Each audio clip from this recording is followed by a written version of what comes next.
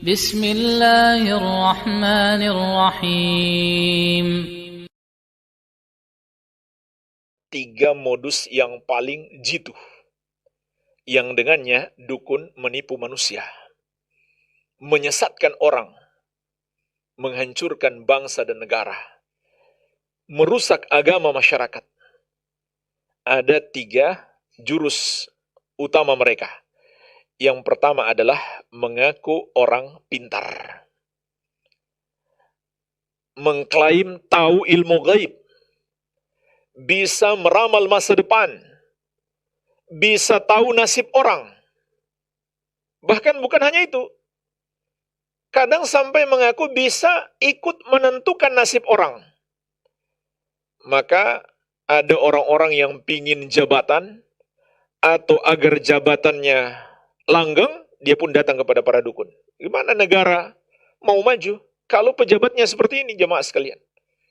Kalau para pejabatnya percaya kepada dukun, bagaimana mungkin sebuah bangsa akan maju? Gak mungkin, pasti akan hancur. Itu bertentangan dengan akal sehat dan bertentangan dengan syariat. Gak masuk akal. Pejabat itu kan seharusnya orang pintar. Dia dapat jabatan karena dia cerdas, dia pintar untuk mengurus masyarakat. Tapi kok masih banyak yang percaya kepada para dukun? Bahkan sebelum jadi pejabat pun, ingin mencalonkan diri, datang kepada para dukun. Subhanallah. Sudah jadi pejabat, datang lagi kepada dukun. Minta tolong supaya langgeng, tidak dilengserkan. Jadi nggak mungkin satu bangsa akan maju jika para pejabatnya seperti itu. Maka jemaah sekalian, ini modus yang sangat jitu. Karena seringkali apa yang dikatakan oleh para dukun, itu terjadi seperti yang dia katakan. Oleh karena itu, Al-Quran telah mengabarkan kepada kita, ini adalah modusnya, caranya setan dan para dukun untuk menyesatkan manusia. Kenapa terjadi betulan seperti yang diramalkan oleh para dukun? Karena memang mereka dapat berita benar yang dibisikkan oleh setan-setan yang mereka curi dari pembicaraan malaikat. Ini namanya gaib nisbi. Malaikat sudah tahu, malaikat ditugaskan oleh Allah tentang apa yang akan terjadi masa depan. Mereka pun berbicara. Maka setan-setan lalu mencuri dengar ucapan mereka. Di antaranya Allah sebutkan di surat Al-Jin ayat ke-9 tentang ucapan para jin yang mereka telah masuk Islam, tapi mereka kisahkan bagaimana mereka dahulu sebelum masuk Islam membantu para dukun. Wa anna kunna naq'udu minha maqa'ida lis-sam'i.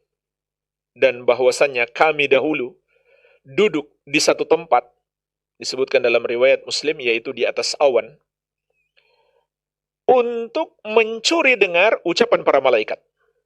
فَمَنْ يَسْتَمِعِ الْآنَ يَجِدْ لَهُ شِهَابًا رَصَدًا. Namun, kata para jin tersebut, siapa yang mendengarkan sekarang, dia akan mendapati panah-panah api yang akan mengejarnya. Tapi jemaah sekalian, Nabi SAW mengabarkan kepada kita bagaimana setan-setan itu mengorbankan diri mereka untuk menyesatkan kita, walaupun diburu dengan panah-panah api. Kata Nabi SAW, sebagaimana dalam hadis yang diriwayatkan Al-Bukhari dan Muslim, dari sahabat yang mulia Abu Hurairah radhiyallahu anhu, para jin itu, yaitu setan-setan dari kalangan jin, mereka naik dari bumi sampai ke satu tempat di atas awan. Bersaf-saf caranya. Saking banyaknya jumlah mereka dan ringannya tubuh mereka. Makanya mereka disebut makhluk halus. Saking ringannya tubuh mereka, mereka bisa membuat saf, saling menaiki antara satu dengan yang lainnya dari bumi sampai ke satu tempat di atas awan. Dari situ mereka bisa mendengarkan ucapan para malaikat. Kata Nabi SAW, fayasma'ul kalimata fayulqiha ila man tahtahu. Setan yang paling atas mendengarkan ucapan malaikat, lalu dia sampaikan kepada yang ada di bawahnya. Thumma yulqihal akhar ila man tahtahu. Kemudian yang di bawahnya menyampaikan lagi kepada yang ada di bawahnya. Hatta yulqiyaha ala lisanis sahir awil kahin. Sampai akhirnya setan yang paling bawah menyampaikan kepada tukang sihir atau dukun. Perhatikan Nabi SAW menyamakan antara tukang sihir dan dukun. Karena seringkali mereka nggak terpisahkan. Tukang sihir yang bisa menyantet orang, dia juga dukun yang mengaku-ngaku tahu perkara gaib. Jadi secara sederhana ini definisi tukang sihir dan dukun. Tukang sihir yang suka menyantet orang, suka menyihir. Sedangkan dukun yang sok tahu perkara gaib. Ini seringkali nggak terpisahkan. Maka Nabi SAW mengatakan, setan yang paling bawah itu menyampaikan kepada as-sahir awil kahin. Tukang sihir atau dukun. Farubbama adraka syihabu qabla an yulqiyaha. Namun bisa saja, kata Nabi SAW, dia mendapatkan lemparan panah api itu sebelum dia sampaikan kepada setan yang ada di bawahnya atau sampaikan kepada dukun. Warubbama alqaha qabla an yudrikahu. Tapi bisa jadi dia sudah sampaikan berita itu sebelum dia mendapatkan lemparan panah api tersebut. Lalu perhatikan jemaah sekalian, Nabi SAW mengabarkan kepada kita tentang sifat as-sahir, tukang sihir, dan al-kahin, dukun itu. Fayakdzibu ma'aha mi'ata kadzbatin. Dia menambahkan terhadap berita benar yang dicuri oleh setan dari pembicaraan malaikat itu dengan 100 kedustaan. Maka kita pun tahu para dukun itu makhluk yang paling banyak dusta serta banyak dosa. Sekali lagi jemaah sekalian, Allah telah mengabarkan kepada kita makin suka berdosa dukun itu, semakin sering berdusta dan melakukan dosa, maka setan semakin senang. Hal unabbi'ukum ala man tanazzalu syayatin tanazzalu ala kulli affakin athim yulquna sam'a wa aktsaruhum kadzibun. Maukah kalian aku kabarkan kepada siapa setan-setan itu turun? Setan-setan itu turun kepada setiap orang yang banyak dustanya serta banyak dosanya. Setan-setan itu, kata Allah, yulquna sam'a, menyampaikan kepada mereka berita-berita yang mereka curi dari pembicaraan malaikat. Dan kebanyakan mereka adalah pendusta. Surat Asy-Syu'ara ayat 221 sampai 223. Juga dalam hadis yang diriwayatkan Al-Bukhari dan Muslim dari Ummul Mukminin Aisyah radhiyallahu anha, Nabi SAW mengatakan, innal malaikata tanzilu fil anan wa huwa sahab. Sesungguhnya malaikat turun di atas awan.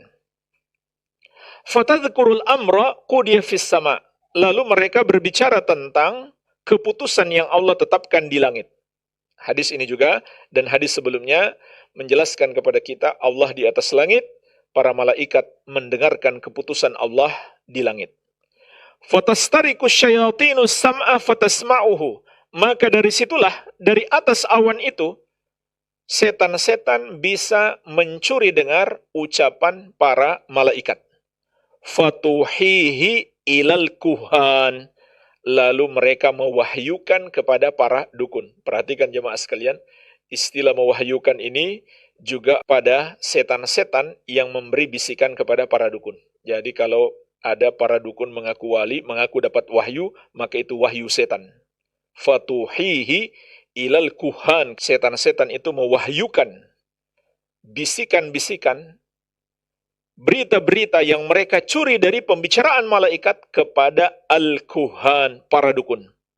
Fayakdzibuna ma'aha mi'ata kadzbatin min indi anfusihim. Lalu para dukun itu menambah 100 kedustaan bersama dengan satu berita benar ini yang berasal dari diri mereka sendiri.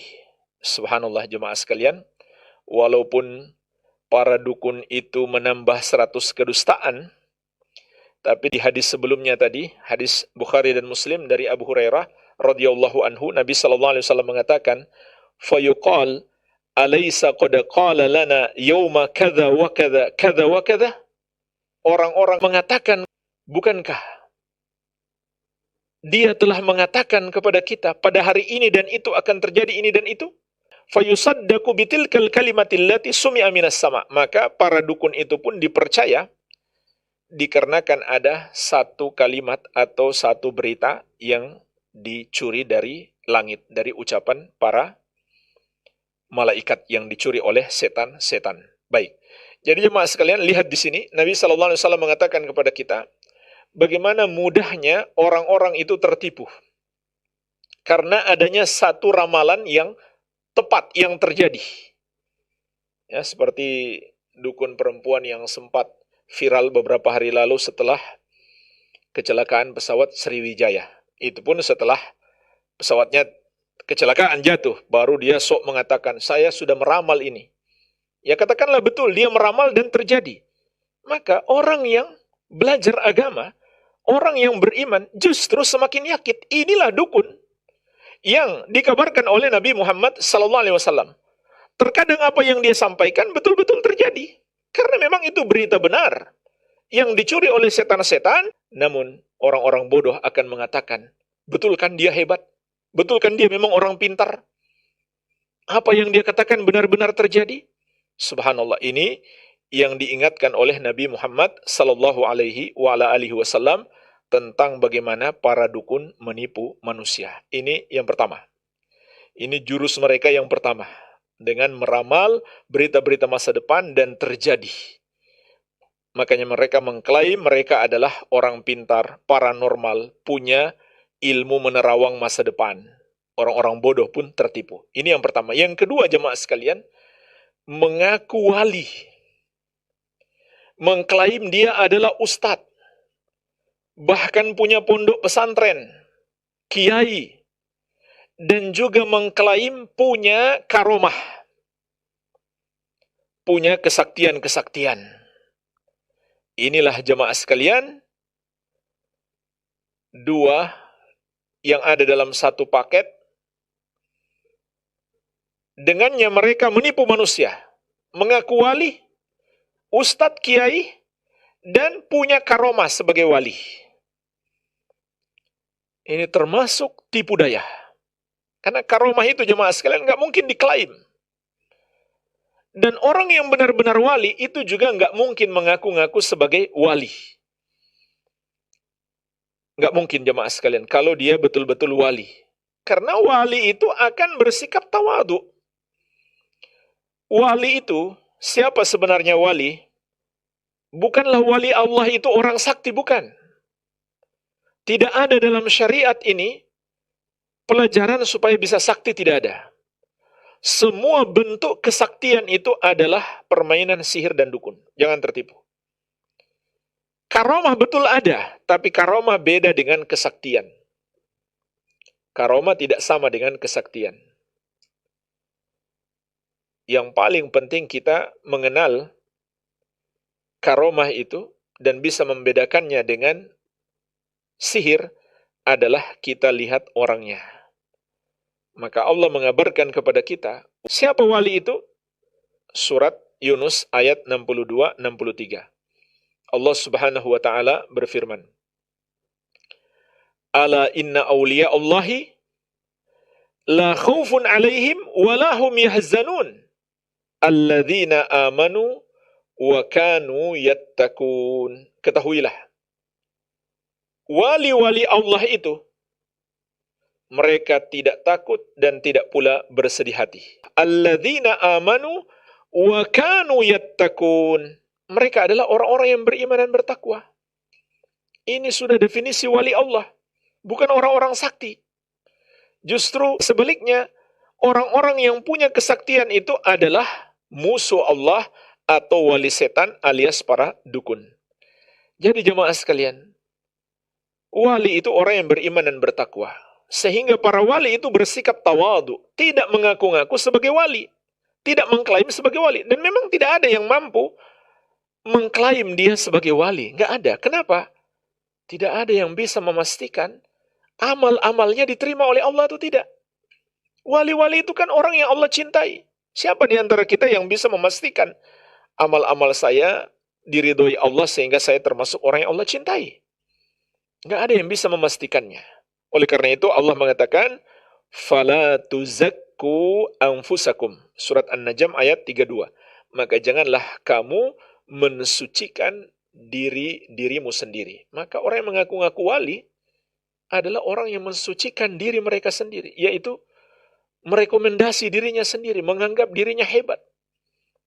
Justru itu bukan sikap atau sifat para wali Allah Subhanahu wa taala. Syekh Abdurrahman bin Hasan rahimahullah taala dalam kitab beliau Fathul Majid mengatakan, "Wala raiba anna man idda'al wilayatah wastadalla bi ikhbarihi bi ba'dil mughayyabat fahuwa min awliya'is syaitan la min awliya'ir rahman." Dan tidak diragukan lagi bahwa orang yang mengaku wali dan berdalil dengan kemampuan dia bisa meramal masa depan atau mengetahui hal-hal yang gaib, maka dia sebenarnya termasuk wali setan, bukan wali Allah Ar-Rahman yang Maha Penyayang. Jadi mereka betul wali, tapi bukan wali Allah, wali setan. Na'udzubillah. Dan ketahuilah jemaah sekalian, karomah itu tidak datang kapan saja kita inginkan.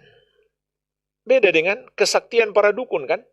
Asal datang pasien, dia bisa pertontonkan kesaktiannya. Dia bisa santet orang, dia bisa kebal senjata tajam, bisa mukul orang dari jarak jauh, bisa mencari barang yang hilang, dan lain-lain. Bisa memisahkan antara suami istri, bisa pelet, bisa membuat orang yang tidak cinta menjadi cinta, bisa melariskan barang dagangan. Ini semua yang mereka klaim sebagai karomah. Maka itu bukan karomah, itu adalah tipuan para dukun dan tukang sihir. Iya. Karomah itu adalah sesuatu yang Allah perjalankan, bukan kemampuan seorang wali, tidak. Dan juga karomah tidak dipelajari. Nggak ada dalam Islam pelajaran supaya bisa sakti, supaya punya ilmu karomah. Sekarang mereka klaim juga, itu ilmu hikmah kata mereka. Ini hati-hati.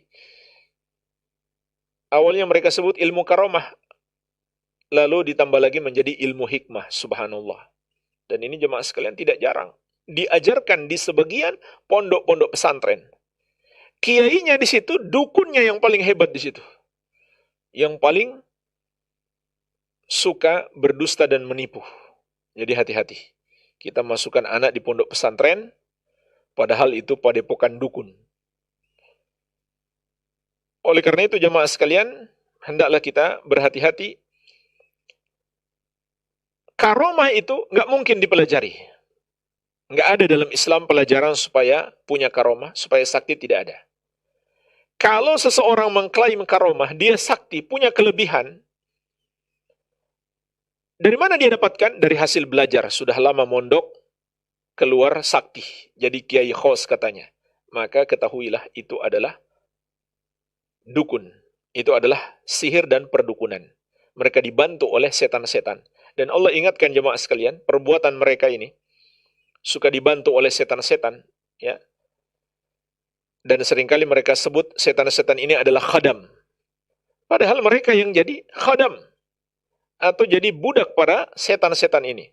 Maka Allah ingatkan bagaimana setan-setan ini melayani mereka di surat Al-An'am ayat 128. Wa yauma yahsyuruhum jami'a. Ingatlah hari ketika Allah mengumpulkan mereka semuanya. Lalu Allah berfirman, "Ya ma'syaral jinni, qad istaktsartum minal insi." Wahai para jin, kalian telah memperbanyak pengikut dari kalangan manusia. Setan-setan dari kalangan jin diikuti oleh manusia, dipimpin oleh para dukun. Wa qala awliya'uhum minal insi, Rabbana istamta'a ba'duna bi ba'din. Maka berkatalah wali-wali para jin itu dari kalangan manusia, wahai Rabb kami, sebagian kami telah menikmati sebagian yang lain. Telah menikmati pelayanannya. Wa balagna ajalana alladhi ajjalta lana. Maka sampailah kami kepada ajal yang telah engkau tentukan kepada kami. Qala, maka Allah berfirman, An-naru mathwakum. Neraka adalah tempat kalian, na'udzubillah. Jadi ini celaan Allah terhadap orang-orang yang dibantu oleh para jin dahulu untuk melakukan hal-hal yang bertentangan dengan syariat Allah Azza wa Jalla. Baik, ini yang kedua. Mengaku wali punya karomah dan bisa membuktikan, bisa menampakkan kesaktian-kesaktian. Maka dengan sebab itu banyak orang tertipu. Ya, penipuan-penipuan mereka, bahasa-bahasa yang mereka gunakan tentu sangat banyak. Ini hanya contoh saja. Ya, termasuk juga hati-hati dengan istilah white magic, dukun putih. Nggak ada itu dalam syariat. Sama, mereka adalah budak-budak setan. Ya. Kemudian yang ketiga, metode penipuan para dukun yang dengannya manusia banyak tertipu adalah pengobatan atau ruqyah. Mereka klaim sebagai ruqyah, pengobatan alternatif. Maka ini termasuk cara para dukun untuk menipu manusia. Dan ini sudah lama, bukan hal yang baru. Di antaranya disebutkan dalam sebuah hadis yang diriwayatkan Abu Daud dari Zainab, istri Abdullah bin Mas'ud radhiyallahu anhu, dari suaminya Ibnu Mas'ud, dari Nabi Muhammad SAW, beliau bersabda, Inna ruqa wat tamaima wat tiwalata syirkun. Sesungguhnya jampi-jampi, mantra-mantra, yaitu mantra para dukun, dan jimat-jimat serta pelet membuat orang jadi suka kepada orang. Ini termasuk jenis sihir. Nabi SAW menegaskan itu adalah syirik. Ditegaskan oleh Nabi SAW itu adalah syirik. Tapi hari ini mereka namakan apa? Ajian pemikat Nabi Yusuf alaihissalam. Subhanallah. Jimat pemikat Nabi Yusuf alaihissalam. Na'udzubillah. Itu syirik, kata Nabi SAW. Mereka berdusta atas nama seorang Nabi. Ya, tongkat Nabi Sulaiman. Itu dijual itu, di online ada. Bisa didapatkan secara online. Keris Nabi Adam. Subhanallah. Kapan Nabi Adam punya keris? Iya. Antum kalau cari online ada, tapi nggak usah dicari. Nanti antum beli lagi. Nabi SAW menegaskan, itu adalah syirik. Qalat, maka Zainab ini, istri Ibnu Mas'ud radhiyallahu anhu, bertanya kepada beliau, lima taqulu hadza? Kenapa engkau mengatakan ini adalah syirik?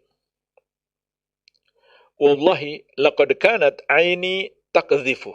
Lalu istrinya menceritakan, demi Allah, sungguh dahulu mataku suka sakit. Wa kuntu akhtalifu ila fulanil yahudi yarqini. Dan aku sering bolak-balik kepada seorang Yahudi, seorang dukun, yang meruqyah aku, mengobati aku dengan jampi-jampi. Fa'idha raqani sakanat. Apabila dia meruqyah aku, maka mataku pun sembuh. Perhatikan jamaah sekalian, ini pelajaran penting bagi kita. Bisa saja orang datang kepada dukun, sakit parah, sembuh. Maka hadis ini menunjukkan kepada kita, itu bukan bukti bahwa dia benar, walaupun sembuh. Walaupun sembuh. Tapi orang-orang yang tidak belajar agama, dengan mudah dia tertipu. Oh, dukun di sana hebat, semua yang datang sembuh. Nggak mungkin salah lah. Dan nggak mungkin dia orang jahat, dia kan suka bantu orang. Padahal ini permainan setan, nanti kita lihat lanjutan hadis ini. Tapi di sini kita petik pelajaran dulu. Bisa jadi orang datang kepada dukun, sembuh. Maka itu bukan sebuah bukti bahwa dia benar.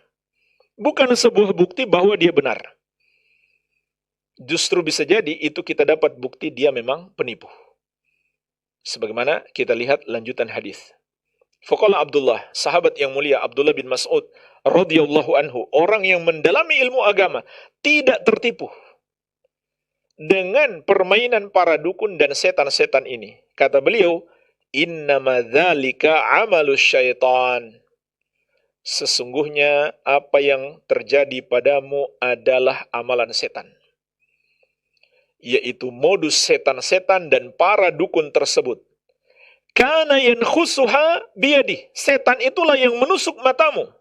Fa idza raqaha kaffa anha. Kalau dukunnya itu meruqyah kamu, maka setan melepaskan tusukannya.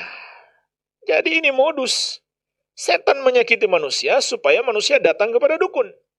Bahkan seringkali jemaah sekalian, setan datang di mimpi manusia itu. Kamu datanglah kepada Mbah Fulan itu, nanti kamu sembuh. Ini luar biasa, dahsyat. Gangguan setan, tipuan setan kepada manusia dengan bekerja sama dengan para dukun itu. Lalu Ibnu Mas'ud radhiyallahu anhu memberikan solusinya. Innama kana yakfik an taquli kama kana Rasulullah sallallahu alaihi wasallam yaqul. Sebenarnya cukup bagimu untuk meruqyah dirimu sendiri, membaca seperti yang dibaca oleh Nabi sallallahu alaihi wasallam, adhibil ba'sa rabban nas, ishfi anta syafi, la shifaa illa shifauka, shifaan la yughadiru saqama. Hilangkanlah penyakitnya wahai Rabb manusia, sembuhkanlah engkaulah yang maha menyembuhkan, tidak ada kesembuhan kecuali kesembuhan darimu, kesembuhan yang tidak menyisakan penyakit. Jadi nggak perlu kita datang kepada dukun, bahkan tidak perlu juga kita minta ruqyah kepada orang, walaupun itu ruqyah yang sesuai syariat, karena hukumnya makruh. Sebab Nabi SAW telah mengabarkan kepada kita sifat 70.000 orang yang akan masuk surga tanpa hisab dan tanpa adab. Di antaranya adalah humul ladzina la yastarqun. Mereka tidak pernah minta diruqyah. Ini bermakna semua jenis ruqyah. Hanya saja hukumnya berbeda. Kalau minta ruqyah para dukun, maka hukumnya syirik. Karena itu sama saja percaya kepada dukun. Minta jasa kepada dukun dan menyetujui kesyirikan para dukun tersebut. Kalau yang diminta ruqyah itu mengandung bid'ah dan maksiat, maka hukumnya haram. Kalau yang diminta ruqyah itu adalah ruqyah yang sesuai syariat, maka hukumnya makruh. Karena Nabi SAW mengabarkan, orang yang melakukannya tidak akan masuk dalam 70.000 orang yang masuk surga tanpa hisab dan tanpa adab. Sebab itu bisa menjadi jalan dia menjadi bergantung kepada tukang ruqyah itu. Ya. Tapi jangan salah paham, meruqyah itu sendiri adalah amal soleh. Kalau kita lihat orang sakit, kita ruqyah, kita dapat pahala. Yang terlarang di sini adalah minta ruqyah. Baik.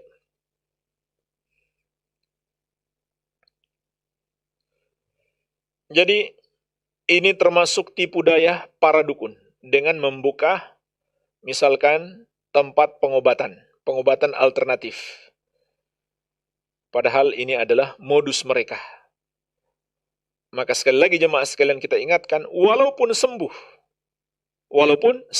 tetap itu salah. Tetap itu adalah syirik. Dan seorang muslim, walaupun dia menderita, mati sekalipun itu lebih baik daripada terjerumus dalam dosa terbesar, dosa kesyirikan. Hanya sembuh sebentar, nggak lama lagi mati, mendapatkan azab yang pedih, yang kekal abadi, na'udzubillah. Iya. Al-Hafidz Ibnu Hajar Al-Asqalani Asy-Syafi'i rahimahullah juga menyebutkan dalam Fathul Bari, menukil dari Ibnu Tin rahimahullah. Beliau mengatakan, wa tilka ar-ruqa al-manhi anha allati yasta'miluha al-mu'azzim wa ghairuhu mimman yadda'i taskhir al-jinni lahu fayati bi umurin mushtabihah. Nah, ini di antara modus mereka dalam ruqyah mereka yang kita harus waspadai. Dan ruqyah yang terlarang yang dipergunakan oleh para dukun dan selainnya yang mengaku-ngaku dapat mengatur jin, dapat mengendalikan jin, atau menjadikan jin sebagai khadam mereka. Ini diantara ciri-ciri para dukun ya. Mengaku-ngaku punya piaraan, punya pembantu dari kalangan jin. Disebutkan para ulama. Yadda'i taskhiral jinni lahu. Fayati bi umurin mushtabihatin. Maka mereka pun mendatangkan perkara yang samar. Inilah cara mereka menipu pasien. Mereka datangkan sesuatu yang samar. Murakkabatin min haqqin wa batilin, yaitu yang tercampur antara yang hak dengan yang batil. Bentuknya seperti apa? Yajma'u ila dzikrillahi wa asma'ihi ma yashubuhu min dzikri syayatin wal isti'anati bihim wa ta'awudz bimaradatihim. Yaitu mereka kumpulkan bersama dengan zikir kepada Allah dan penyebutan nama-nama Allah. Mereka tambahkan penyebutan nama setan-setan, meminta tolong kepada mereka dan memohon perlindungan kepada para pembesar setan-setan itu. Dan bisa jadi bagian ketika dia membaca permintaan kepada setan itu dia pelankan. Tapi saat dia baca Al-Quran dia keraskan. Nah ini di antara tipu daya para dukun yang sudah disebutkan para ulama sejak dulu yang ngaku-ngaku dukun putih. Ya kelihatan dia baca Al-Quran. Tapi dia campurkan dengan permohonan kepada setannya. Dan jemaah sekalian, saya pernah baca sendiri surat Al-Fatihah pada iyyaka na'budu wa iyyaka nasta'in. Di tengah-tengahnya mereka tambah satu nama setannya di situ. Subhanallah. Jadi kelihatannya dia baca Al-Quran, padahal ada kalimat yang dia tambahkan justru untuk merusak makna yang terkandung dalam Al-Quran itu. Nah, untuk menipu manusia seringkali mereka baca ini pelan, yang dikeraskan bacaan Al-Qurannya. Jadi orang mengira, oh dia merukyah dengan Al-Quran. Padahal dia minta tolong kepada setannya, tapi suaranya dipelankan. Iya. Maka jemaah sekalian, ini diantara tipu daya setan, bekerja sama dengan para dukun untuk menyesatkan manusia, hendaklah kita berhati-hati. Ya.